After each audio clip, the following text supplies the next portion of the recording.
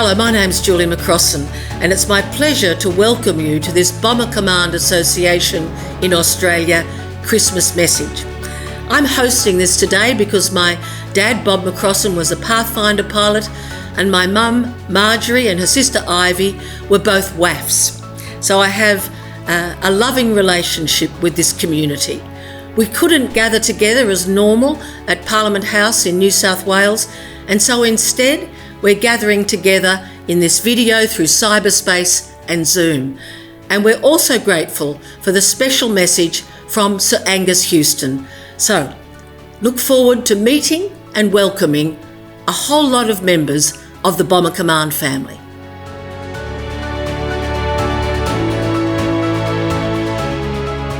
I'm Angus Houston, and I'm patron of Bomber Command Australia. Greetings to all those who have a commitment to telling the story of Bomber Command. You are one of those people. You are part of the story. I encourage you to continue your efforts to ensure that the story of the heroic deeds of Bomber Command veterans reach our younger generation.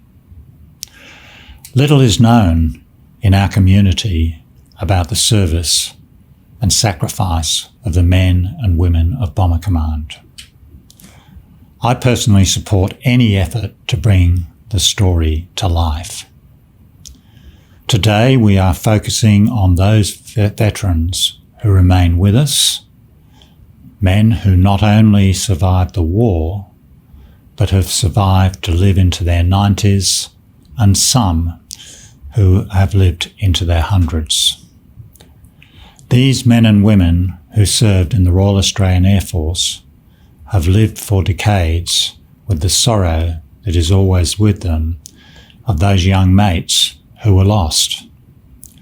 At this time of year, however, we celebrate as a community the season of Christmas, when people all over the country share a message of hope. Our Bomber Command veterans probably reflect on a time when they were living on the other side of the world, and they were not sure if they would ever return to their families here in Australia. Their Christmases would have been very much different to the Christmases that we experience here in Australia. My own father was a Royal Air Force Typhoon pilot who was incarcerated in Stalaluf 3, the Great Escape Camp. He spent Christmas 1943 and again 1944 in Stalaluf 3 in company with many fond friends from Bomber Command. Alex Kerr, author of Shot Down, spent 3 Christmases in a German prisoner of war camp. He wrote the following about his third in the camp, and I quote, "Christmas Day dawned fine and in marked contrast to most of its predecessors. The war news that was filtering through was getting better and better, and the faces of the Kriegies showed it. It was definitely looking as though the next year, now not so far away, that we could see an end to the conflict." Alex was one of the survivors and returned to Australia to have a very productive and distinguished life, as so many of those young men did. The Bomber Command family is made up of those who have a connection to the story of Bomber Command. Some because they served, or perhaps a relative served.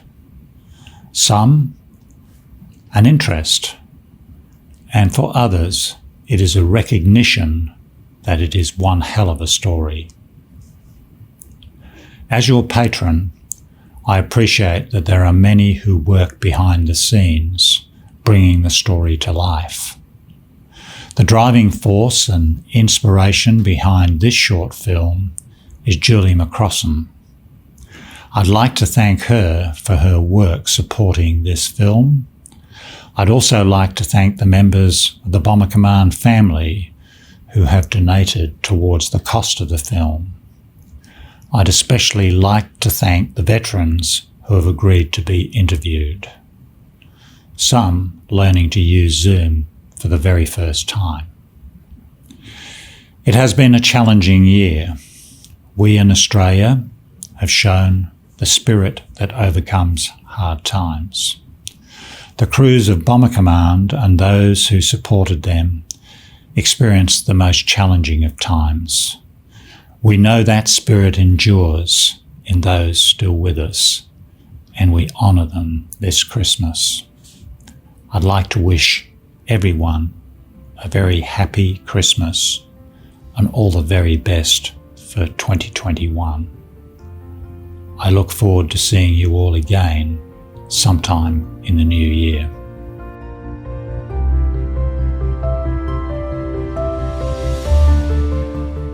Well, my name is Angus, and I'm Secretary of the Bomber Command Association in Australia. And how did you get involved with Bomber Command? Because you spend so much time on it. What's the source of your passion? It's quite a long story. My uncle was in Bomber Command. He was actually killed on the 11th of November 1944. And I knew very, very little about his service. Even the term Bomber Command was not familiar to me. I didn't know about it. I knew he was in the RAAF. I knew he was killed. So I didn't know any, and so I started going to the Anzac marches. I met a veteran there. He asked me to go to some of their lunches. Then he asked me to go on a committee, and before I knew it, I was on the Bomber Command Association committee. So it happened over a few years, but it's been an interesting journey here. Why is it important for young people today to know about Bomber Command and what happened with those men and women? Because those men and women put their lives on the line, and many, as you know, lost their lives. And it's a story that the Australian community is sometimes not aware of. I'm aware that they're not aware, because often I have people say, "What are you doing?" And I must say, "I'm going to something with Bomber Command." They look at me with this look like, "What is she talking about?" So I think, and the fact that the men did go across the other side of the world, they did so much. They came back with so much, I suppose, emotional baggage from that time. They lost so many of their mates. They have gone through so much, and they were not recognised when they came back as heroes. How would you sum up, just as concisely as you can, why you've dedicated so much of your life to the survivors of Bomber Command? Because you have relationships with these people. Yeah. Why have you done this? Because the men are so special. I've made so many great friends over the years that I've been involved in with the Bomber Command Association. I know that it's so important that their story be told. I know that, and through them, I feel that I'm doing something for my uncle who was killed. That I make, if his story is not told or their story is not told, then his loss of life, the suffering that my mother went through because she lost her only sibling is lost. You know, I think it's very important. It's very important to me. I think it should be very important to our whole society, that we tell the story of the men who were so brave, and they were extremely brave. Yeah. And would you like to send a Christmas message in any way you wish?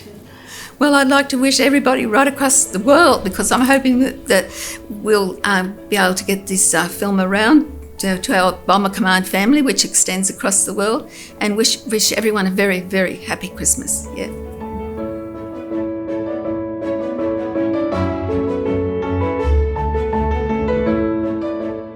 My name is Jeffrey Conacher, and I served in 622 Squadron, which was in 3 Group of Bomber Command. It was an RAF squadron. And where do you live now, Jeff? Where do I live? I live in Frankston, in Victoria. Because we're very pleased to welcome interstate people to this Christmas message, because normally we gather in Sydney at Yes. Parliament House. So it's lovely to have you with us. Well, it's nice to be included. And can I ask you, what is the picture behind you? What am I looking at there? Oh, you're looking at a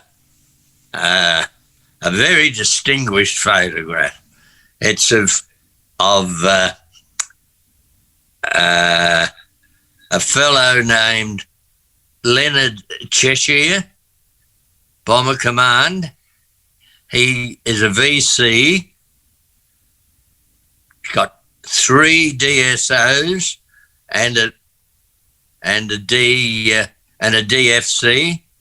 He did 100 trips in Bomber Command, and is probably the most distinguished RAF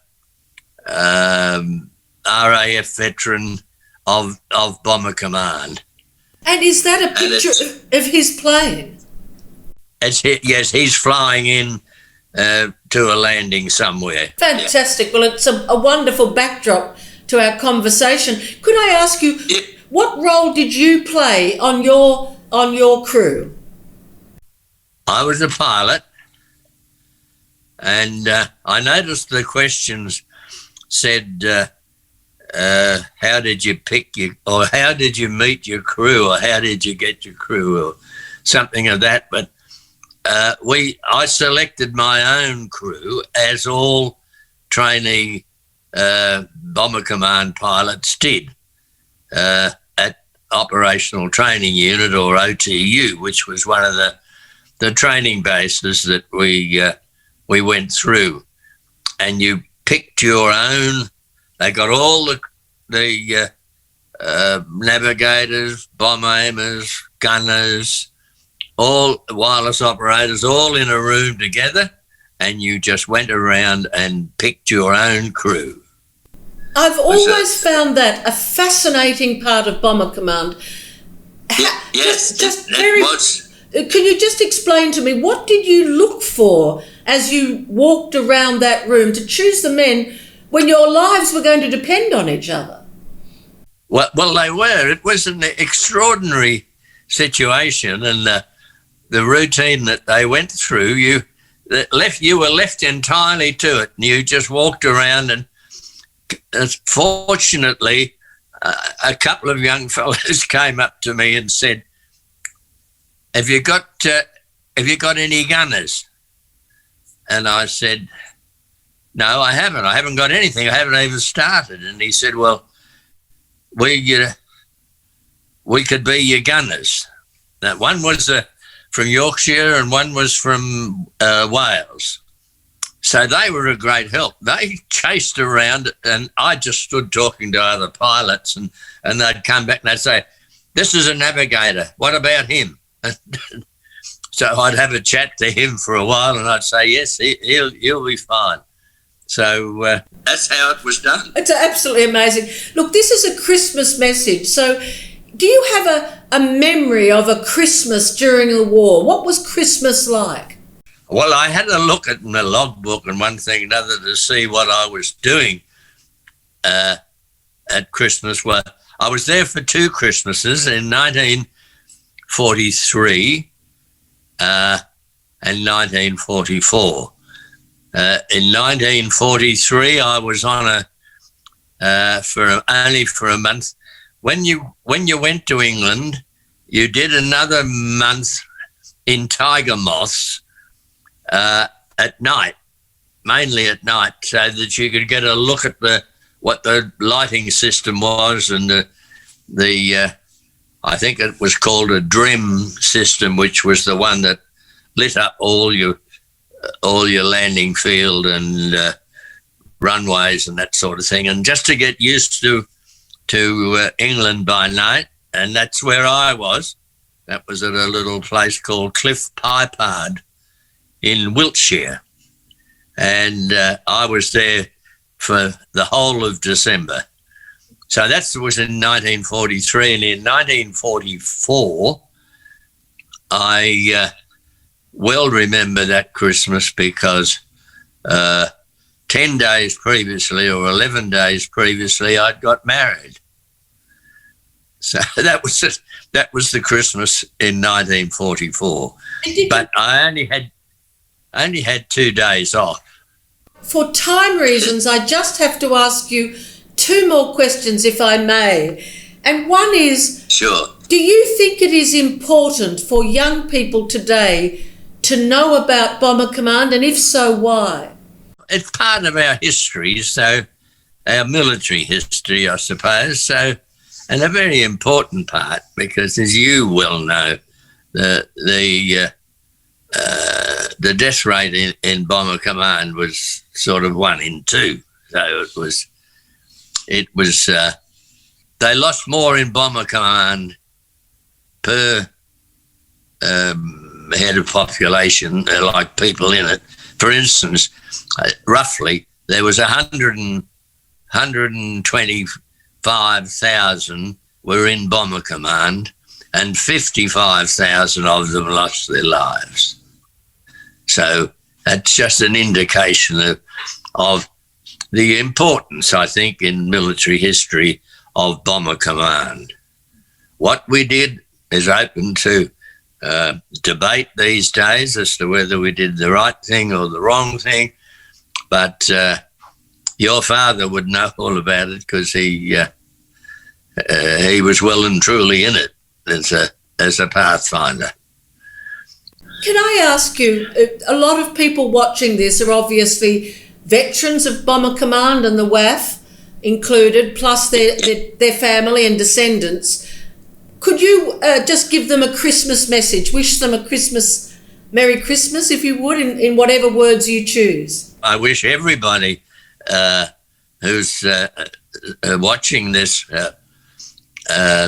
happy Christmas, and especially in these times when we've been separated for months, and some of us still are, because we've got children up in Sydney and also in Adelaide, and we're still separated. But anyway, I wish everybody, when I say a Merry Christmas, a Happy Christmas, and that you all have a good time together. And thank you for being part of this Christmas message, because I guess we're trying to connect, by this modern technology. So it's been just splendid to meet you, if only over Zoom. Thank you. Good. Thank you. Bye-bye. Bye. Bye.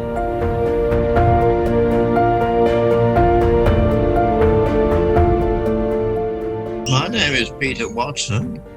I was a member of 101 Squadron at Ludford Magna in Lincolnshire, and I started my training in 1943, and in February 1944 I started my tour of 30 operations. That took 6 months to complete the 30 trips. And believe it or not, I was still a teenager at the end of that. So it shows how young we were.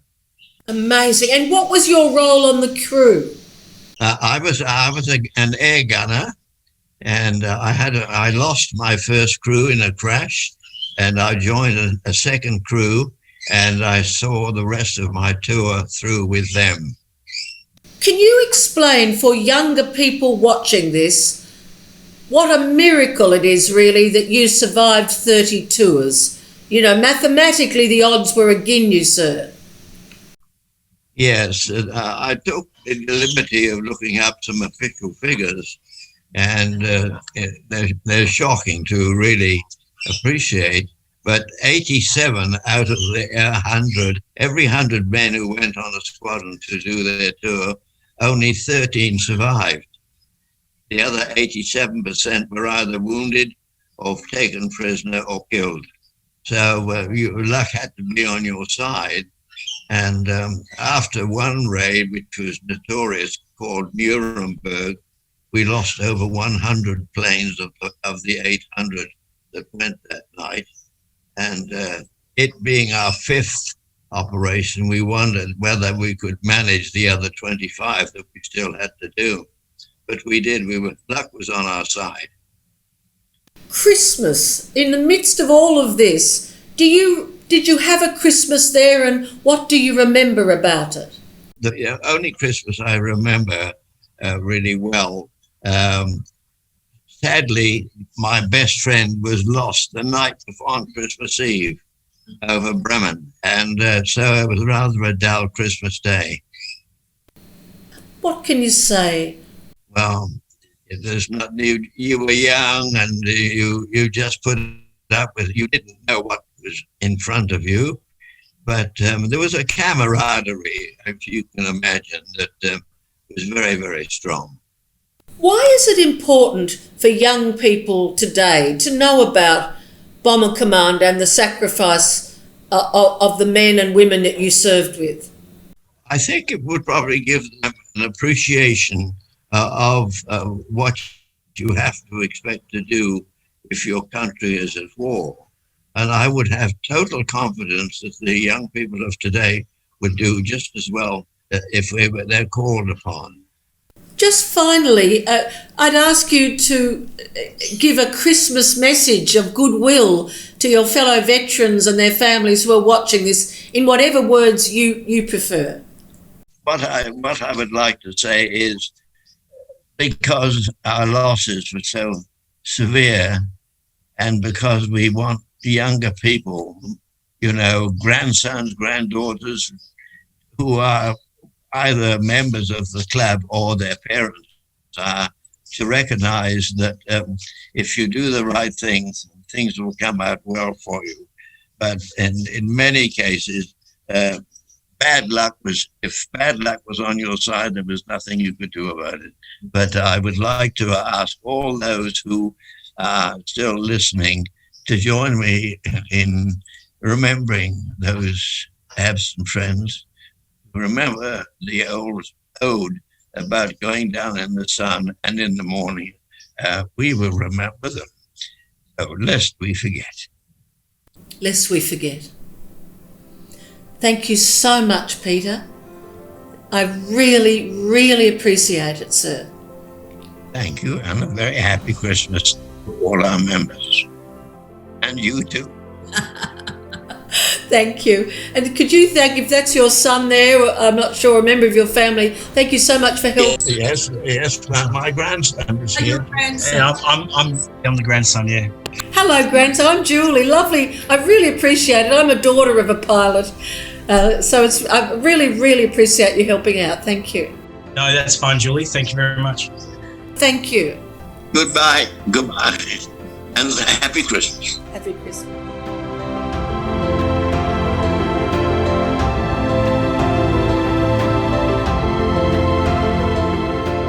Margaret Hurrigan. I was stationed in 12 Group Fighter Command for 2 years. Then I went to Bomber Command at Skellingthorpe in Lincoln. Could you just tell me the jobs that you did as a WAF? What were the jobs you did? Well, I did plotting in Fighter Command. That was to help intercept the hostile planes coming in. And then I went to Bomber Command. I was a watchkeeper. We received the operation notes in the morning, and I had to inform all the VIPs on the station. And then we would get the bomb load and tell armament, and I told the flight command, "Drops on tonight, sir," and we'd go from there. Then we'd get the briefing. We'd have to call out the briefing times and take a note of everybody who took off, and of course take a note of them all when they came back, and other things. People were coming back damaged or lost or something.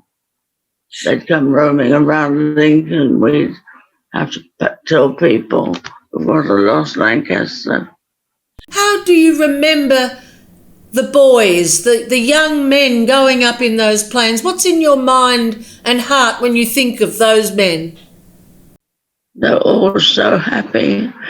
Some very young. Makes me cry to think about it. I can't bear to remember. They're all young innocent creatures came up from Australia and all around the world. And one of the aircrew we interviewed for this Christmas message said there was a great camaraderie. As a WAF, did you feel part of that camaraderie? Oh, absolutely. Yes. When I went around to work and the boys were going to be taking off, and I'd passed Lancaster. After Lancaster was a crew sitting beside the plane waiting to go, and I wanted to make some sign that I wish them well. And I didn't, because a lot of them were very suspicious of WAFs walking in the dispersal. Didn't like anything unusual to happen. So if I'd gone waving at them, they said that's a bad sign then. Yes. So I just wish them well in my mind. Do you remember Christmas when you were at war? What was Christmas like? It was, we all got very excited. We had a meal and the officers had to serve the other ranks. I didn't like that. Why not? Because some of the plonks, as we call them, the lower ranks, got a bit silly and cheeky. I thought it was undignified. I didn't like it. We had a good meal, lots of beer, all shouting and yelling. And we usually had a dance on Christmas night. Margaret, my mother was a WAF and her sister, yes, my aunt, was a WAF, and I just want to say what a pleasure it is to have you representing the WAFs in this Christmas message this year in 2020. Would you like to send a Christmas message to those who are watching this, the veterans and their families? Yes, I wish them every blessing. I hope they get in touch with their families, and I hope someday they'll be home safely. God bless you. God bless you, Margaret, and thank you so much for being part of it, and thank you to your son for helping. Thank you. Is there anything else you would like to say? I'll never forget the boys in Lincoln. When the Lancasters took off at night, you could just hear this great roar over the whole city. There's about 500 or 600 Lancasters flying off to rendezvous somewhere. You can't imagine the noise. If you stand next to one Lancaster, it's noisy enough. When our boys took off, we had 2 squadrons, so we say 32 Lancasters taking off. Great big roar.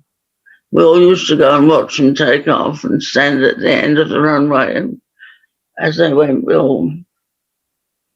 And they'd wave back. Who knows what was in our minds then? I don't know. Thank you so much for speaking to us, Margaret. You've added a wonderful way to our film, and we'll send it to you. Okay, thank you. Thank you very much. Good luck to them all. Thank you. I think I'm home safely. Exactly.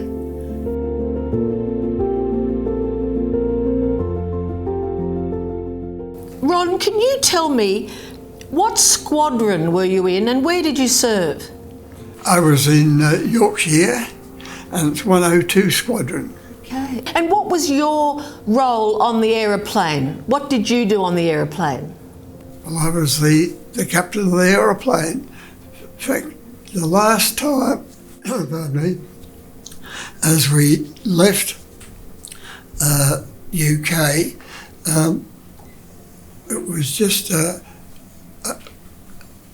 quiet sort of evening, and pardon me, and one of the chaps at the back said, "There's an aeroplane behind us." I said, "What's it like?"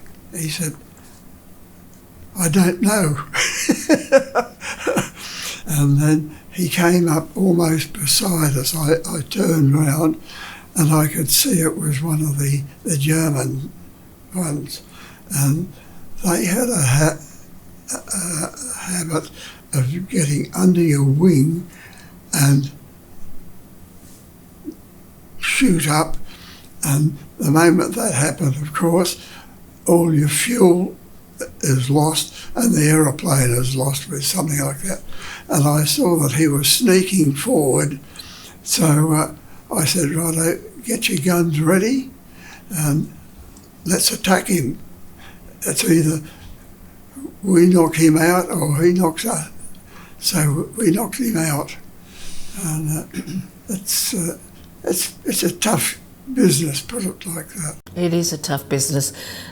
Tony, could I ask you, could you introduce yourself and tell us your squadron and where you served? Yes, well, I was a wireless operator in a crew of 4 Australians and 3 English, and I served an RAF squadron. A lot of Australians went and served in RAAF squadrons in UK, but just as many served on RAF squadrons. My squadron was RAF 149 squadron, based at Methwold, a little very small village about 30 miles from Cambridge. Do you remember Christmases during the war? Are you able to let us know what it was like and maybe one particular Christmas you remember? Yes, well, I do remember probably the first Christmas I was on the squadron, and it was the accepted thing that the sergeants and officers served the ordinary ranks to me.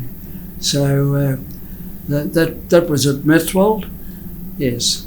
That's a great tradition. You don't associate it with the British, do you? Egalitarianism. But the Aussies must have liked that. Yes, well, we did. We have a connection. My late father, Bob McCrossan, was a Pathfinder pilot, and there's a connection between us and you. Can you just explain that? I was in a crew of flying initially Sterling bombers, and then later the squadron converted to Lancasters, and we as a crew did about 36 operations. It's often thought that Bomber Command was just doing bombing targets at night. We did lots of things. We were supplying the French resistance movement. We were dropping mines.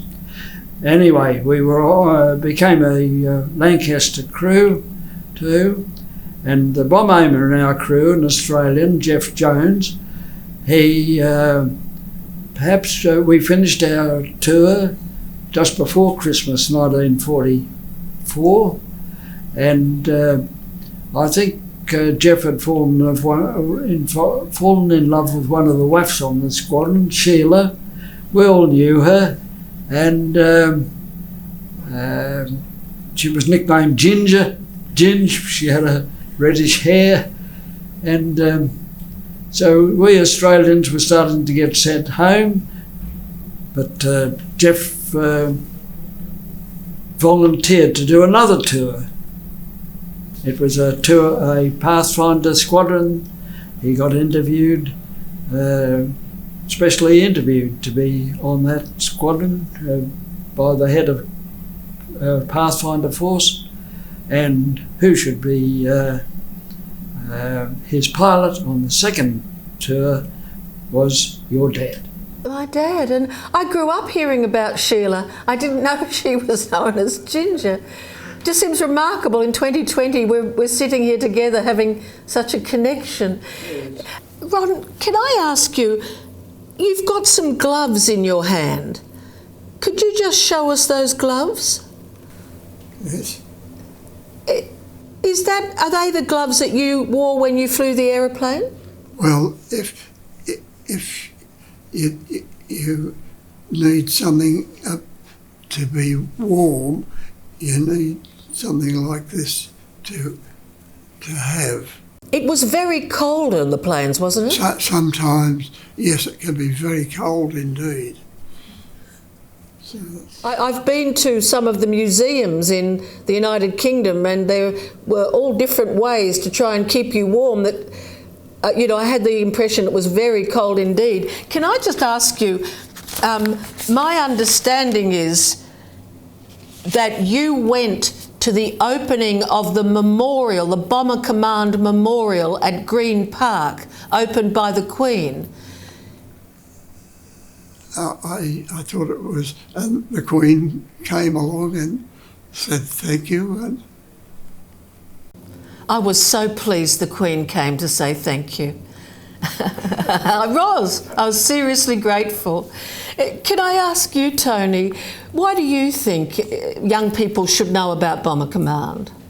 Well, I think especially Australian, we're here in Australia, and I have said it before, 10,000 Australians flew in Bomber Command during the whole space of the war.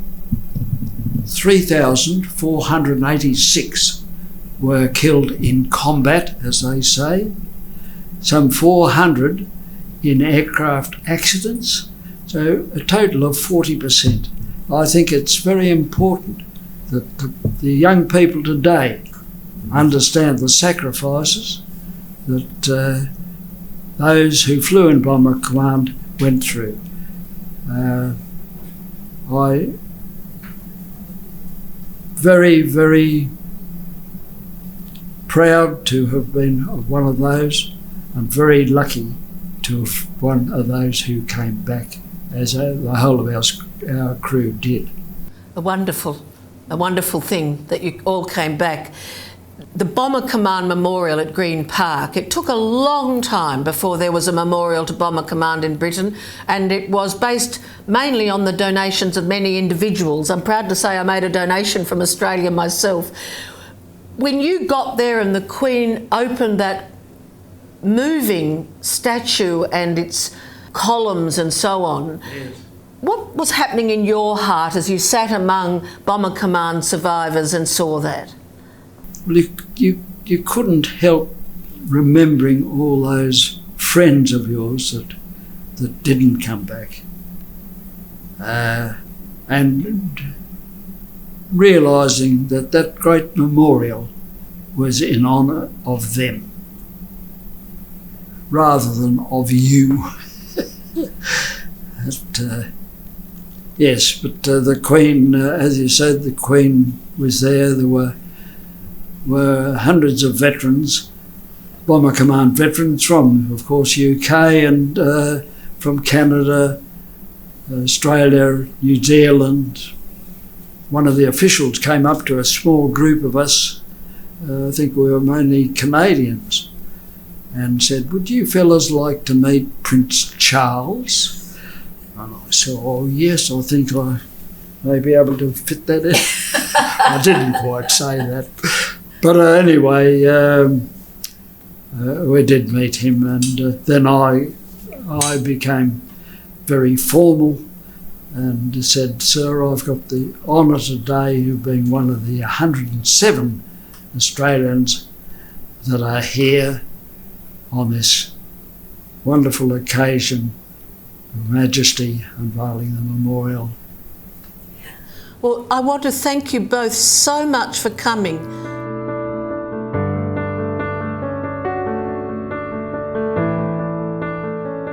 I am the co-founder and managing director of Youth Here, which stands for Holocaust Education and Remembrance. And we work with 17 to 30-year-olds, Jewish and non-Jewish, young adults, to educate about the power of hate. So ultimately we do that through looking at the Holocaust and how hate and propaganda and bias grew and gained power. Why is it important for young people today, in a multicultural society like Australia, to know about the Second World War, to know about the Holocaust, and to know about all the people who died defeating the Nazis? It's important, A, to commemorate the lives lost, and B, we need to understand how such a major hate crime happened. And that is through understanding social bias, understanding what it means to treat people as other simply because of what they look like or where they come from, what they sound like. It is our responsibility to understand the lessons of how the Holocaust and that power of hatred came to be, so that we can actively stand up against forms of hate in our society, whether it's in the schoolyard or whether it's in a workplace or in a political space on a bigger scale.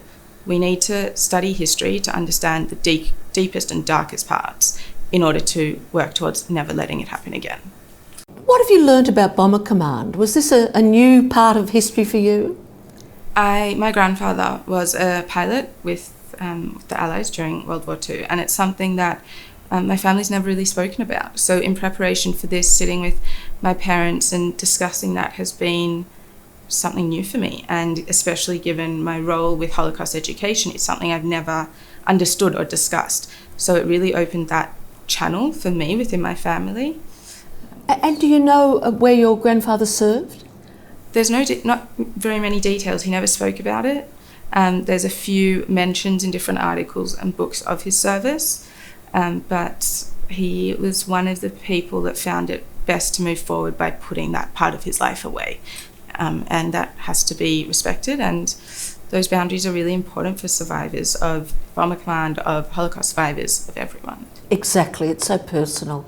Well, just finally, is there a Hanukkah or a Christmas message you could give to our veterans and their families who will be watching this? I think just thank you. Allowing me as a young Jewish person to be here today was the action and the courage and the bravery of upstanders who, in the face of major danger, stood up and said this isn't okay. And that saved countless lives. And some of those people lost their lives, but it's one of the reasons I'm here. So thank you. Whatever your reason was for getting up and fighting, you played a part in allowing me and my family to be here today.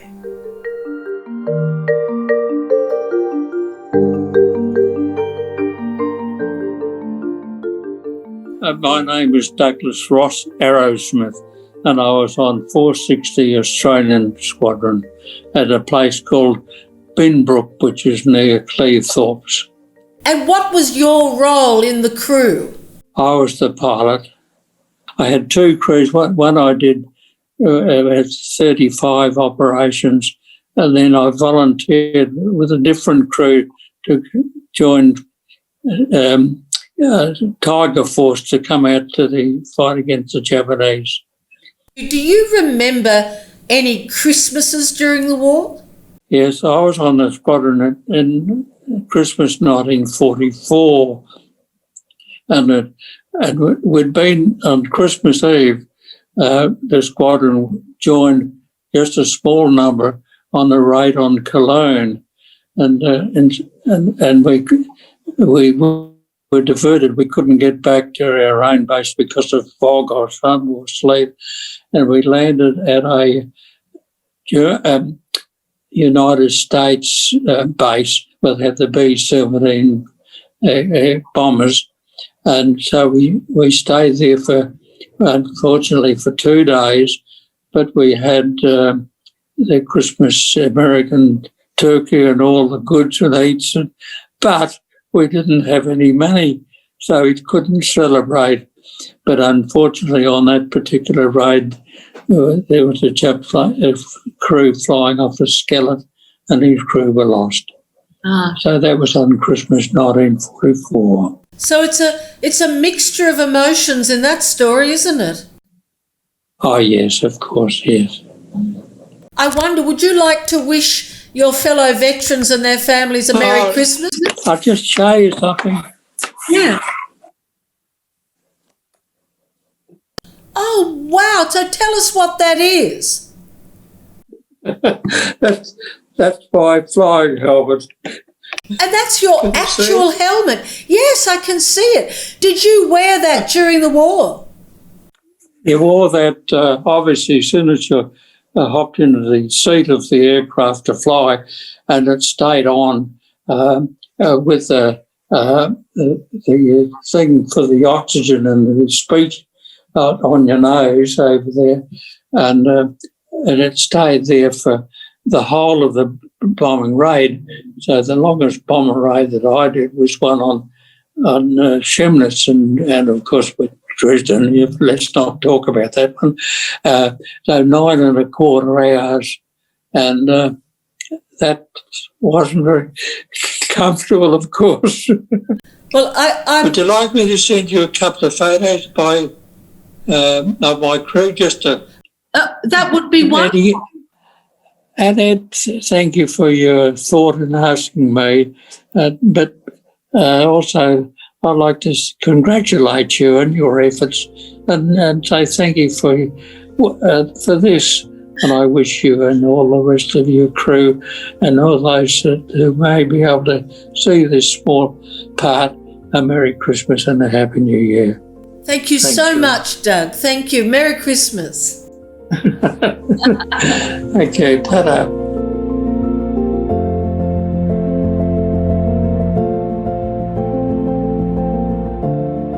Can I just begin by asking you your name and title and your connection to Bomber Command, please?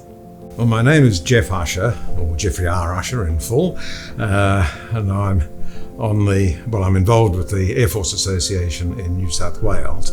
I've just stood down as Events and Commemorations Coordinator, and that role involved organising the cenotaph ceremonies, 3 a year for the Air Force Birthday Bomber Command commemoration and the Battle of Britain. And sometimes leading the prayers in those, but most often being the Master of Ceremonies. I got involved, of course, through Annette Gutierrez with the Bomber Command commemoration. I remember after one cenotaph ceremony when Dame Marie Bashir was there in her private capacity. It was after she had retired as State Governor, and chatting with her, and she just said, "It's very important lest we forget. We have to remember them." And I think younger people today need to remember that people sacrifice their lives, or they sacrifice their futures, they sacrifice their health, all sorts of things. And not only the people who served, but their families back home, lost loved ones, suffered the trauma of bereavement, and so on and so on. And people need to remember that something happened, and people took up arms against tyranny, and fortunately prevailed. And we live in a relatively peaceful society today because of what they did. Thank you. Could I ask you to read your message? Thank you. Spirit of light and love, in this season of light and warmth, we give thanks for the life of one who brought light to the world.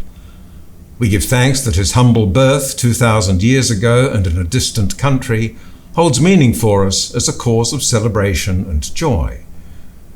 We remember his parents, away from their own home, struggling with hardship, and then forced to flee from tyranny. In remembering them and their concern for their new child, we offer a prayer for the refugees of today, facing poverty, hardship, and fear, forced to uproot their families and leave their homes because of conflict and persecution, travelling into unknown places, bearing the pain of loss and separation, the fear of violence, the hostility of people to whom they might turn for help. We remember also those who have taken up arms against tyranny and oppression, and whose service and sacrifice have helped to establish the cause of peace in an often troubled world. As we enjoy this season of rejoicing, safe in our own homes and in the company of families and friends, we pray that the message of peace and goodwill which lies at the heart of the Christmas story may be heard around the world, and that all people may be able to live together in peace. Let us remember our responsibility to carry that message into our own communities and to bring comfort and succour to our neighbours who are in need. May the tinsel and the baubles not blind us to the situations on our own thresholds which call for our concern, our compassion, and our commitment to action, not only at this time, but throughout the year. Amen. Amen.